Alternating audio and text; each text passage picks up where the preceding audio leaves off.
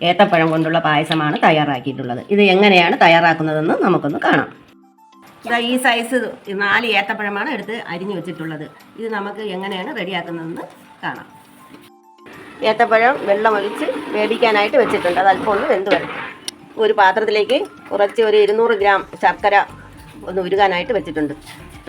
പഴം ഒന്ന് വെന്ത് വന്നിട്ടുണ്ട്. നമുക്ക് ഇപ്പോൾ ഒന്ന് ഉടച്ചു കൊടുക്കാം. നല്ലവണ്ണം ഉടയ്ക്കേണ്ട, ഒരു ഇടയ്ക്ക് നമുക്ക് കടിക്കാൻ കിട്ടുന്ന ഒരു പാകത്തിന് ഉടച്ചാൽ മതി.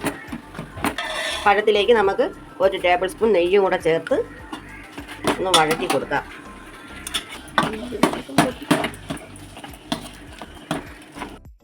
ഇതിലേക്ക് നമുക്ക് 2 ടേബിൾ സ്പൂൺ റവയും കൂടെ ചേർക്കാം. വറുത്ത റവയാണ്.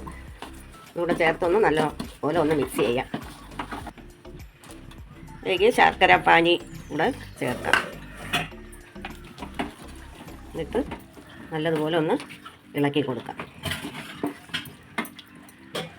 മധുരത്തിനനുസരിച്ച് ശർക്കര പാനി ചേർത്ത് കൊടുത്താൽ മതി.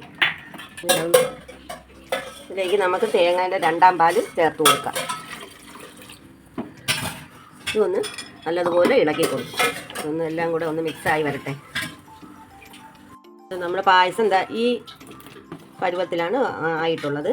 ഇതിൻ്റെ മധുരം ഒന്ന് ബാലൻസ് ചെയ്യാൻ വേണ്ടിയിട്ട് ഒരു പിഞ്ച് ഉപ്പ് കൂടെ ചേർത്ത് കൊടുക്കാം.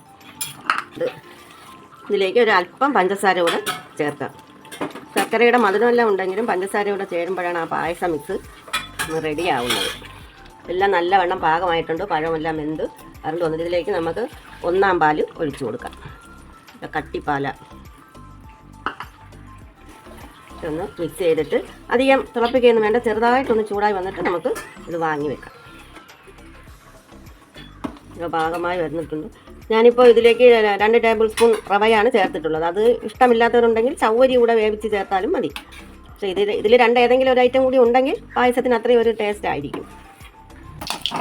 മുന്തിരിയും കൂടെ ഇട്ടിട്ടുണ്ട്. രണ്ടും കൂടെ ഒന്ന് മൂത്ത് വന്നിട്ട് നമുക്ക് പായസത്തിലേക്ക് ചേർക്കാം. ഇത് മൂത്തിട്ടുണ്ട്. ഇത് പായസത്തിലേക്ക് അണ്ടിപ്പരിപ്പും മുന്തിരിയും ചേർത്ത് കൊടുക്കാം. എല്ലാവരും എൻ്റെ പായസം കണ്ടിട്ട് ഇത് ഉണ്ടാക്കി നോക്കണം. ഓണമല്ലേ, എന്തായാലും പായസം എല്ലാം വീട്ടിലുണ്ടാക്കുമല്ലോ. ആ കൂട്ടത്തിൽ ഈ പഴം പായസം കൂടെ ഒന്ന് ഉണ്ടാക്കി രുചിച്ച് നോക്കും. നല്ല ടേസ്റ്റാണ്. അതുപോലെ എൻ്റെ ചാനൽ തന്നെ ഇത് ഇഷ്ടപ്പെട്ടെങ്കിൽ എല്ലാവരും ലൈക്ക് ചെയ്യണം, സബ്സ്ക്രൈബ് ചെയ്യണം. താങ്ക്